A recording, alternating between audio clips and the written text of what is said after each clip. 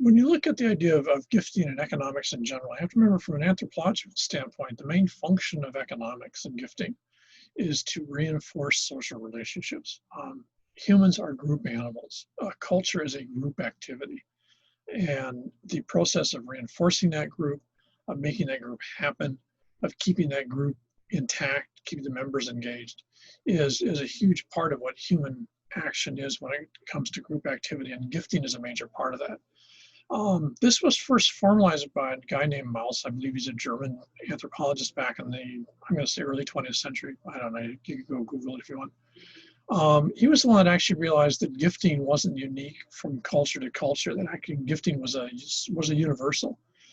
It's not a universal, and this is true of most stuff in anthropology, it's not a universal in that it happens the same way. Gifting varies tremendously from one society, one culture to the next. But all cultures engage in gifting in some way, shape, or form. And it always takes, when he realized it always takes the same three parts to it. So it's part one to part two to part three. So it's sequential. Part one is that an individual here decides to give something to an individual over here. Now that's actually a very complicated process. There's a whole thought process in terms of why you're going to give something. What are you going to give? And so that is the part that varies tremendously from culture to culture. But the process of this person giving something to that person is the basis of gifting. That's the first stage. The second stage is person two. The person's going to get the gift. Do they accept it or not? In some societies, like American societies, I think it's actually pretty easy for people to not accept a gift. They can come up with some reason like, oh, my religion forbids it, or, I can't accept gifts from strangers, maybe something like that. Other societies, for example, in many Asian societies, and Chinese and Japanese societies, for example, which I'm more familiar with, it's very difficult for people not to accept a gift. If they're, especially in a public situation, they're trapped. They have to accept it. But as we'll see, that then means you go down to step three. Because remember, step one to step two, then to step three. And they're the only spot that you can sort of shift these a little bit would be one and two. Now, in Asian societies, and this would be true here in Hawaii. In Hawaii, we're very much in an Asian system because Polynesian societies are very similar. So if someone offers you something, does a gift, and you're part of the Hawaiian or say Samoan value system, it's very, very difficult to say no to that. So you pretty much have to accept it. Now, what you find is in Asian societies, and to a certain extent in Polynesian societies, what you find is an avoidance. If people think this is going to happen, but they don't want to be caught, what they'll do is they'll make sure they don't get near enough to the other person where the person can give them a gift. And especially in Japanese societies, all sorts of convoluted ways that you can avoid accepting a gift, but to do so, you have to make sure you're not in a place where the person can give it to you. So from society to society, stage two varies tremendously. The key thing with most societies, I'd say American society is really different in this regard, as we'll get into reciprocity later, is that accepting the gift has a whole set of social connotations. So in the same way that you have a set of social connotations to the giving of a gift, there's a whole set of social connotations to the acceptance of the gift. In most societies, this would certainly be true in Pacific Island and Asian societies, if you accept a gift, you're accepting that person and the social obligation attached to it. So it's like accepting a contract. It's like signing a contract. This is one reason why in Asian societies, and to a certain extent here in Polynesia, you try to avoid getting in a situation where you have to accept something because you might not want a contract with that person. You might not want an agreement. You might not want a relationship with that person. And the only way to make sure that doesn't happen is to make sure they can't give you something.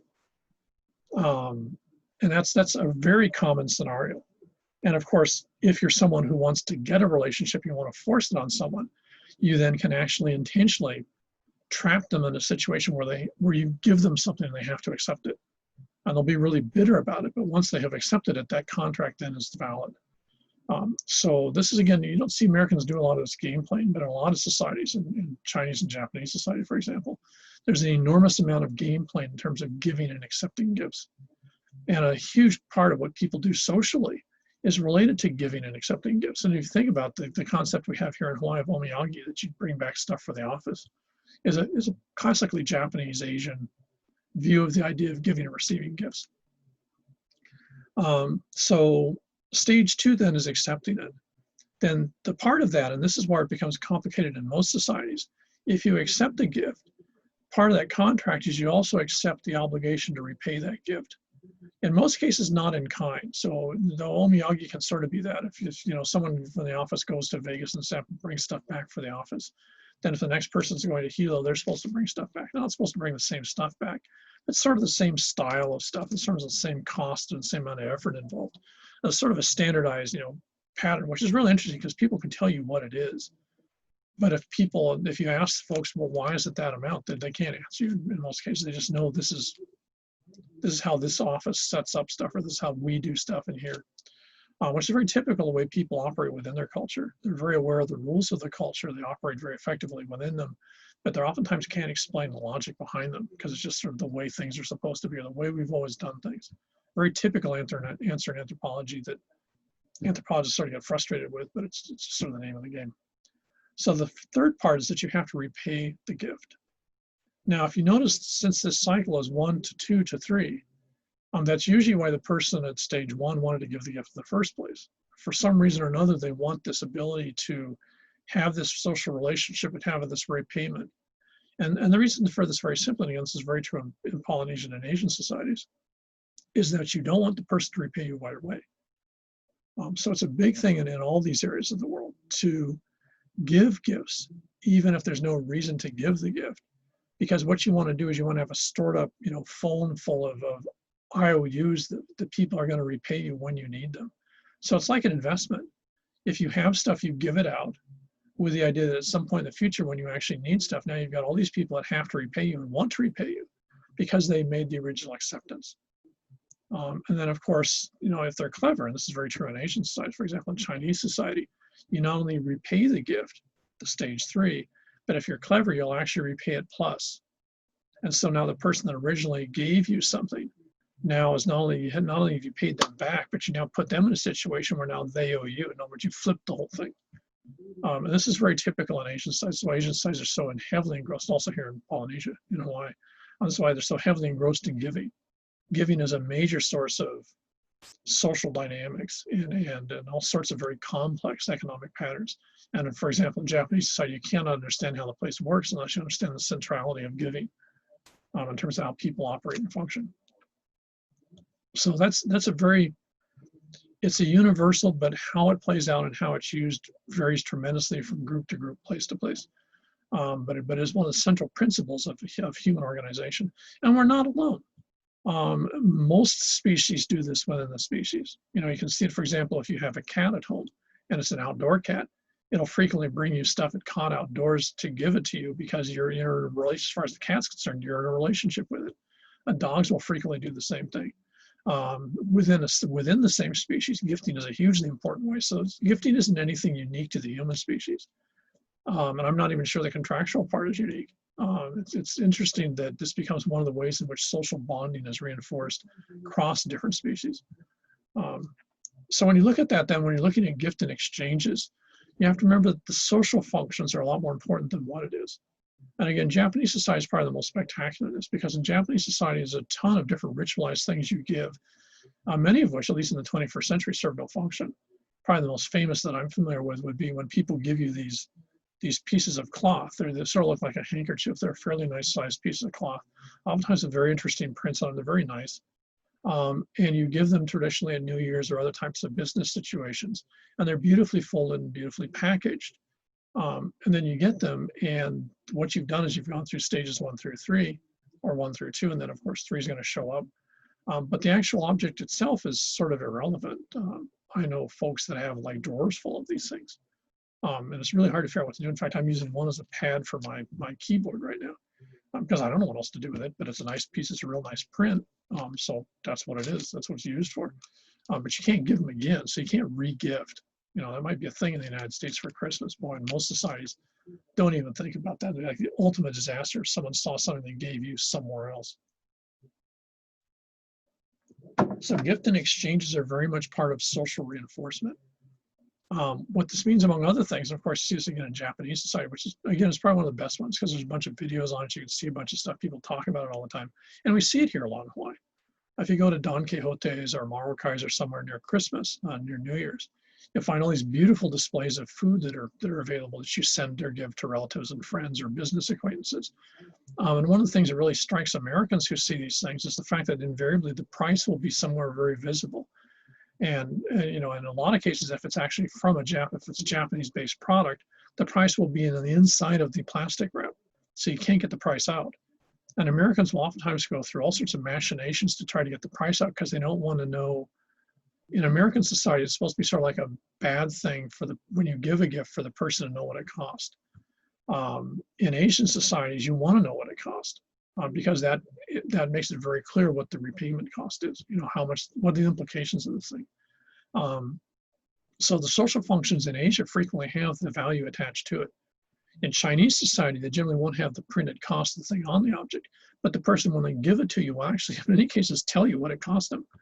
And they just assume you're going to remember that. So the value of an object is oftentimes absolutely nothing to do with the economic value. It's to do with the social value of it. And again, you can see this in American society with, you know, if your kid's in school and they make some sort of weird clay object and they give it to you as a gift, or if you're auntie and uncle and they make something for you. You know, it might look like sort of like a blob of clay with some weird color on it. But the intent is more important than the actual value or utility of the object. So the thing that's what Mouse was trying to get at is a lot of what we do in gifting is explicitly symbolic. It has very little to do with economics and the classic idea of market economics. What's the value of this thing? The value in the object is the gifting process, not the object itself. Now, what you find from one society to another, and again, you have to remember that American society is really on the fringe. American society is one of the strangest societies when it comes to a lot of the stuff, especially economics and gifting, compared to the vast majority of people on the planet. In fact, I'm not really sure of another society that has the same very explicit concept of conspicuous consumption that Americans do. I should point out the Canadians don't have the same view. Canadians are much closer to the Brits in that regard. So this is one reason why Canada looks very different, and they have different views of stuff than US Americans, who tend to see Canadians as just Americans who go all the time. In reality, they're very different cultures. And one of the ways that you see that is conspicuous consumption. Now, you know, this is one of those things, if this was a sit-down class, we would just, you know, be like, okay, what are the two words? So conspicuous, if you think about it, is consumption means, you've got your 3 seconds to figure it out. So conspicuous is basically something that's visible.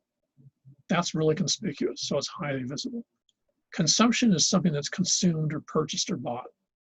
So if you want to think about this, another way would be conspicuous display, or display consumption would actually probably be the best way to phrase it. So what you find from society to society is that the things that people have acquired, that they have on them, that displays the amount that they're worth. Now, it can be power. So, for example, in Hawaii, prior to the European contact, if you're one of the high chiefs, you would have a cloak made of feathers. These feathers are incredibly difficult to get. They take literally hundreds of man hours from guys who are specialists catching birds and pulling the feathers out of their tails and stuff. So if you have one of these cloaks, which you can see at places like Bishop Museum, one of the red and yellow ones, for example, that's probably 3,000 or 4,000 birds worth of feathers. So having that was an example. The consumption is actually the wearing it. The conspicuous part is the wearing it. In this particular thing, it's not the actual cash value of the product. It's the fact that it took a ton of people a really long time to do it. So only the very powerful will have a kahili or will have a cape made of flowers. So that's one form of conspicuous consumption. Consumption doesn't have to be cash. Consumption can be literally the amount of effort you can make people do to make it happen. In the world that we live in, conspicuous consumption is cash value in most cases. So having a house in Kahala, or for example, I just found just a few minutes ago, I was looking up, there's some little estate in near, where is it? It's below Waikoloa and Big Island, called Kukio, where the average price of a 3-bedroom cottage is $8 million, and the average price of a house is between $16 and $40 million. I never knew the place was there until about 5 minutes ago. That's a classic example of conspicuous consumption. Having a house in Portlock, having a house in Beverly Hills, having a house there says something, because by the virtue of the address, you know by the address, it is expensive. And if you're telling people this is where I live, you're in a not very subtle way, so like smacking them with a brick saying, my house is worth a lot of money. And that's because I live here and every place here costs a lot. So you're saying something about your net worth and what your value is by virtue of your residence. Has nothing to do with shelter. It's the consumption. And if you want to be very conspicuous about it, you make your shirt somewhere where everyone else can see it. So that people can drive by and go, wow, who owns that place? You know, that's conspicuous consumption. It's a huge part of American society. We do it with everything, whether you have a new iPhone, you know, almost everything that we do in one way, shape, or form is designed for others to look at us and judge, oftentimes within a couple of dollars, on what the value of the things we have. In fact, I'm pretty sure that when I was a kid, there used to be TV, and probably still are, TV shows where you actually have the contestants come up and guess the value of products. It's so American, with the idea that what you're going to do is you're actually driving the conspicuous use of those. And to a certain extent, then logos become the same thing. A Gucci bag, for example, it's going to have the logo of Gucci on it because when someone sees it, if they recognize the label, they know that it wasn't something you picked up at Walmart for like $5.95. So conspicuous consumption is basically things that you purchase or things that you have that tell others about your value or your power or your wealth or something like that. So it's a very important part of social functioning.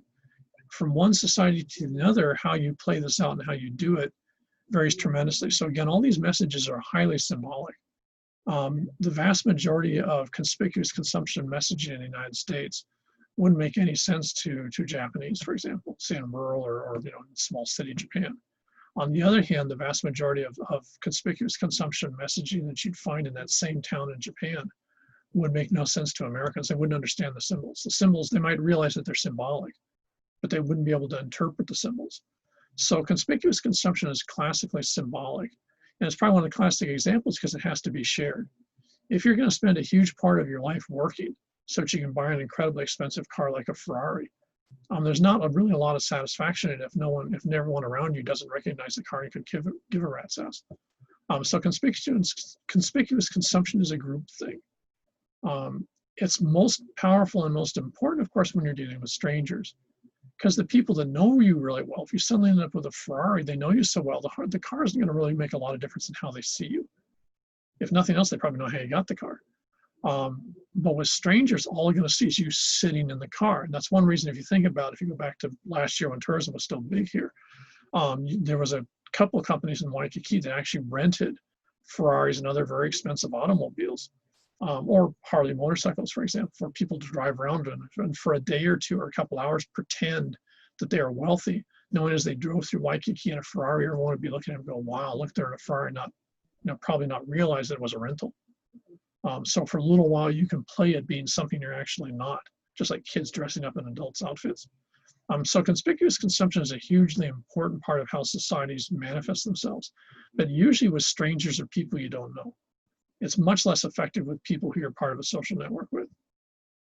But depending on what society you are, it can be relatively important, pretty significant, or for example, in modern American society, who's sort of off on the fringe on this, it's the main driver for things. A lot of what Americans do is entirely focused on conspicuous consumption. The amount of hours they work, the amount of money they make, is then measured in the type of things they have. So, there's all sorts of slogans about, the toys that you can buy type thing. Man caves would be a perfect case in point. So conspicuous consumption, depending on what group you're in, is there. They're in variable amounts. And most importantly, as with the part of gifting exchanges, it's all defined socially first, and it's all symbolic, which means that from one society to the next, you can't look at stuff and assume the same things. Probably the last example of this would be if you're in Mexican society or Latin American societies. One of the things they picked up from Spanish, and I remember this from being a kid in a Mexican neighborhood, is having a horse is a really big thing. Having a horse traditionally in Latin American societies, or specifically in Mexico and the area around there, meant that you were wealthy, because wealth was defined by, not by cars. Wealth was defined by the horse. And that goes back to the old view of the Spanish as being the caballeros, being the horsemen. And that's still very big. If you see someone running for elections in Mexican, the Mexican parliament, or say presidential elections, you'll invariably see a lot of picture of them on horseback. It's a really, really big thing, especially for guys in Mexican society that want to look powerful, is to be seen on horseback riding a horse around. You will not see them, driving around in a Bentley or a Rolls Royce or something like that, or a Mercedes, or they might, but to them, that's just transportation. There's not a lot in Mexican society that says the car is really as important, because cars aren't important as horses. In American society, I don't know, unless you're in some place like Wyoming, I'm not sure what Americans would think of part of your political election campaign for president. If all of a sudden Trump and Biden start to do a lot of things where they're riding around the horses, I think people would think they'd lost it. It wouldn't make any sense, because that's not a form of conspicuous consumption. It's not symbolically relevant to the way Americans see power, prestige, status, and money. Okay, so the last of these to finish up, reciprocity. Reciprocity is again one of these universals.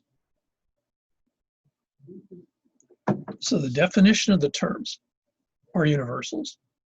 How they're applied, just like Mouse's thing, how they're applied, when they're applied, and who they're applied to, varies tremendously from group to group. And Hawaii is probably one of the classic places where you see a lot of this diversity come into play. So the first form is generalized reciprocity. Generalized reciprocity simply means that if I do something for you, I have no particular interest in getting an equivalent return. Now, it doesn't mean that there won't be one. It just means that we're not keeping book on the whole thing. No one's keeping track of whether I've done more favors for you or you've done more favors for me. The relationship is more important than keeping track of the amount of favors done or the amount of stuff done for each other. The classic stereotype in American society might sort of be parents and kids. Around Mother's Day or something like that, or maybe Christmas, you'll invariably see some sort of news stories talking about how, especially your mom basically has spent the equivalent of, $30,000 to $80,000 bringing you up, because the time she spent on you, and she didn't know. That would be generalized reciprocity in sort of a weird way. But generalized reciprocity is that you don't keep track of the amount of effort you put into a relationship, because the relationship is more important than keeping track of the effort. So that's generalized. Now, I would argue that in sort of Anglo-American society, sort of stereotypically mainstream American society, this is a really small group of people. I would generally be parents and their children, maybe grandparents, but even that gets a little bit iffy. And that's especially with changes in American society in the last 40 years, I'd say that's really problematic right now. And even the idea of parents and their kids gets a little problematic. It's not unusual now, though it's always a big news story, to see people suing their parents or parents suing their kids for, malfeasance or something like that. And that would be the breakdown of this idea of generalized reciprocity, where you wouldn't keep track of that stuff. In other societies, this is a very large group. In Hawaiian society, traditional Hawaiian society, or for example, even today in Samoan society, generalized group is a very large group of people. A lot of the people you call your relatives would be in a generalized system. So you might have 5, 10, 15, maybe even 20, 25 people that are in a generalized system of relationships with you. And again, no one's keeping track of, who owes what to whom. It's the relationship that's important. It's not the balance sheet, the Excel spreadsheet. Second form is balanced reciprocity. Now, balanced reciprocity is very simply, when I do something for you, there's an expectation of equivalent repayment somewhere down the road. Balanced reciprocity is the engine which drives Pacific Island and Asian societies. It's also what drives society, at least Native American, my background, Native American background, would be the same thing. It's balanced reciprocity. My view of American society, at least the part that I grew up in, Anglo-American society, is that balanced reciprocity is actually pretty minimal. And there's a weird part to it I'll get into in a second. So in balanced reciprocity, I do a favor for you, and at some point you're going to try, or you're supposed to repay that favor. Now, in most societies, that repayment doesn't have a time limit. There's no statute of limitations on it. So for example, in Japanese society, and I'm pretty sure this is still the case, I know one case from about 10 years ago, but in Japanese society, for example, if someone did my dad a favor and my dad passed away, then I have to repay the favor. So the favor doesn't end with that person. The favor goes to the group. So the next in line has to repay it. In Chinese society, traditionally, at least till maybe 50, 60 years ago, it could go up to 3 generations. So if you had your grandpa doing stuff or getting stuff and not repaying it, you might be stuck with the repayment of those, even though that happened way before you were born. So in many societies, balanced reciprocity has no time limit. In many societies, for example, in traditional Hawaiian society, the repayment ended with that person. So if that person dies, then that balance is off. You know, it's gone because there's not that person to repay it. But in Asian societies, it's actually something that's carried on by kids, or even in some cases into the grandkids. So balanced reciprocity, again, is something very, very important, and it's incredibly serious. It's a social obligation, and you can actually diss on people, and it's a huge amount of social pressure, because it's very normative, if someone intentionally doesn't repay a favor when it's been asked. So they don't do the return of balance, then they're socially ostracized. And in much of Asian societies, that's actually reasons for basically sort of shutting someone completely out of the system. And it certainly was where I grew up, that you do not do it. It might be incredibly difficult for you. It might cost everything that you've ever had to do it, but you don't have a choice.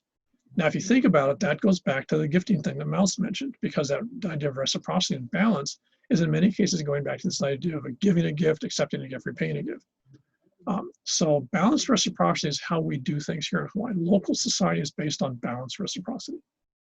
You do things for people even if you don't know who they are, but there's a very clear assumption if I do you a favor, that you are aware of that favor, you accept that I've done that favor, and you now owe me some sort of return on that.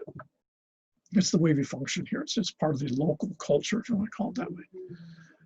Having said that, what you find is in Anglo-American society, and I'm going to blame this on the Calvinists because I like to blame stuff on the Calvinists, is you find that in American society, mainstream American society, that balanced reciprocity exists, but it's oftentimes tied up with legal things. So it'd be sort of like if I do someone a favor, but I don't make them sign a piece of paper saying that they accept that I did the favor and they owe me back, then at some point in the future, they can renege on it and say, well, you didn't make me sign that. I don't remember that. And I can't, and the society's not going to go in and normatively dump on that person. People are going to think, well, you should have had them sign something. You should have had a contract or whatever it might be. So you don't find that the society taking it very seriously. In Asian society and here, people take it really seriously. You don't need a paper contract because everyone's going to be watching. If they hear that someone didn't do something when they were supposed to, they'll just ostracize them. That person will basically cease to exist in some ways. Another part of the mainland you tend to see, which as a kid I remember growing up, which was really odd even for me then, in Anglo-American society, is that there was sort of a time limit or statute of limitations. If someone did you a favor, there was like, you were supposed to repay it, or they were supposed to ask you for repayment. Oh, I need your help with something in like a certain period of time. So if someone did you a favor when you were in grade school, there was sort of an attitude that if it's now high school, you don't have to repay that favor because that was so long ago. I should point out in Asian and Pacific Island sides, that's not true. It doesn't make any difference when it happened. The favor's a favor. But in American society, it seems to be a real interesting thing. Statute of limitations, we got a lot of things, which is like, if there was a favor generated, but there's now a lot of time has taken place, or maybe your life situation's changed, then you don't really have to repay that anymore. It's now null and void. This is really, really rare. And again, as I mentioned at the start of this whole thing, American society is really strange in terms of the way most other people operate. Now, what this means, if you're classically sort of brought up in the American system, you're going to have a huge amount of trouble in other places because they don't view the world in terms of, statute of limitations and such. And of course, this becomes one of the stereotypes that a lot of folks have of sort of mainstream American society. Certainly one of the stereotypes here is that you can't trust folks from the mainland if they're part of that system because they won't repay stuff. They don't acknowledge gift giving. They don't acknowledge and accept repayment as something as an obligation. So one of the stereotypes that you find, it's not only just from here, but you find this a lot with folks from Asia and others, that Americans, mainstream Anglo-Americans, are seen as a group that doesn't really buy into balanced reciprocity, so they're untrustworthy. And this is one reason why if you're in a business situation, as I have been, or working with business trying to get them to work, is that American companies, if they're dealing with, say, the Japanese, immediately want to have a paper contract. They want something in writing to guarantee the relationship. In the Japanese point of view, the relationship is between the two people that are talking about doing this thing. And so the relationship is a social relationship. And the fact that you want a piece of paper really makes them nervous because they think the only reason you want a piece of paper is you're not going to actually do it. So what you find is Japanese don't use contracts to define relationships. If you work with a Japanese company, as I have, what you'll find is after you start to do the work, then they'll get around, oh, by the way, yeah, here's the paper contract. But no one pays any attention to it because the social relationship is already there, so they know that you're going to follow through with it. In American society, if someone, if someone gives you something, you're obligated to repay, but they haven't done it in paper, I'd say in a lot of the United States, you don't have to repay it. And people might think you're being a clever businessman or a little too sharp or might be sort of morally iffy, but you're not going to be socially sanctioned about it. Certainly, I'm not even sure it's illegal. That brings up the last of these, and this is negative reciprocity. Negative reciprocity, very simply, is when you try to get something for nothing. If you want to think about the definition of profit, if, where's the I've got here? Okay, I've got this pen. If I find this pen lying on the ground, so it didn't cost me anything, I just pick it up. I then walk around with it and sell it to, I don't know, one of you guys. I sell it to one of you for $1. I've made a huge amount of profit because it didn't cost me a penny. So I made $1 worth of profit. That's negative reciprocity. If I'm getting more out of it than I'm putting into it, that's negative. Now, if you notice what that means, if I'm selling one of you the pen, I don't know whose pen it was, and to be honest, I don't care. I just want $1. So I've just suckered you into buying it. So you now have a pen. Now, if someone comes by and says, "Hey, that's my pen," and all you can say is, "Well, you know, Bordner sold it to me." And if the person confronts me, I'll just go, "So, you know, it was lying on the ground. You lost it. You dropped it. So, you know, don't cry at me about it." So negative reciprocity is why you have consumer protection agencies. Negative reciprocity is why you have written contracts. Negative reciprocity is why when you buy something, there's a whole little sheet of paper on the back of what the responsibilities of the seller are. So that's negative reciprocity. Negative reciprocity means that you're trying to maximize your gain and minimize your cost. Now, if you think about it, if you go back to this idea of gifting, negative reciprocity is not part of the gifting. Because in negative reciprocity, what you want is to get things, but you don't want to have any obligation. You just want the money out of it. So negative reciprocity is the classic stereotype in American society would be the used car salesman who's going to try to sell something that doesn't even work and sell you for as much money as possible and then run like hell so you're not going to catch them so they can make a ton of money out of it. That's negative reciprocity.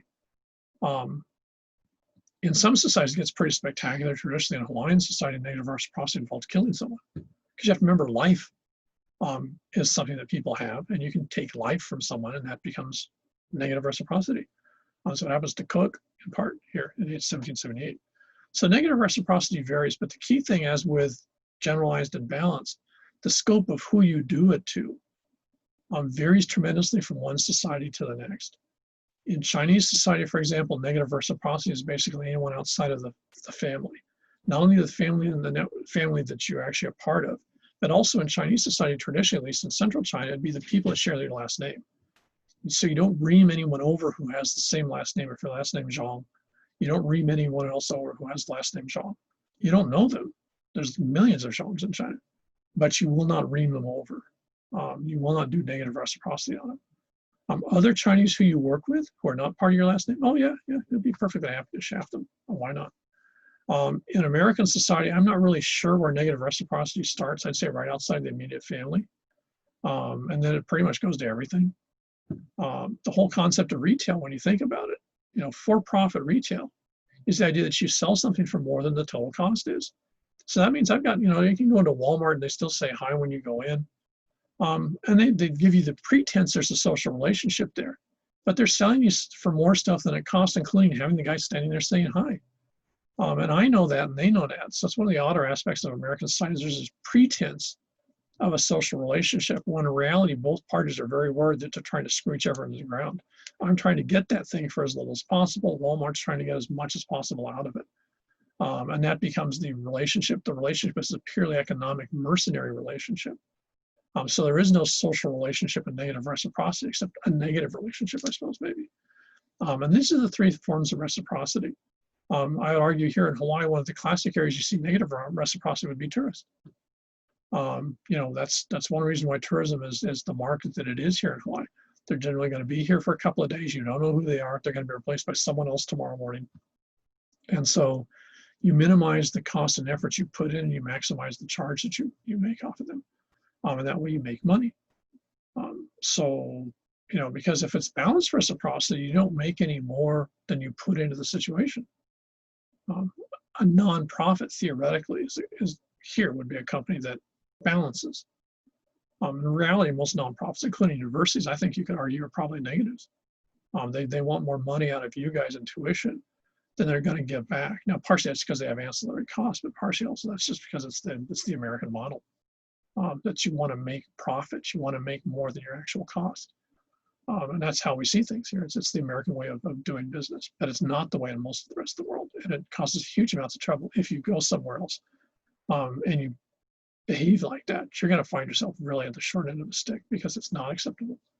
On the other hand, if Americans deal with Chinese, for example, they might get someone who, some Chinese guy who's real friendly, that they seem to be getting along well, and it seems to be working well, and they actually think it's a good relationship. And all of a sudden, the guy turns around and screws them over.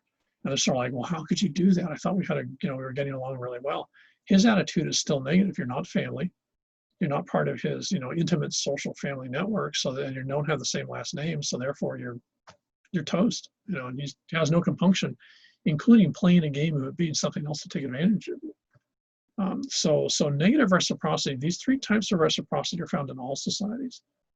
Who's in each group, how big the group is, how it plays out, varies totally from one culture to the next. And this is a large part of what happens when you move to another place and you deal with another culture, is figuring out how the reciprocity patterns vary and change and how to see when they're going on. Okay, let's stop this one there. That's a good place to stop.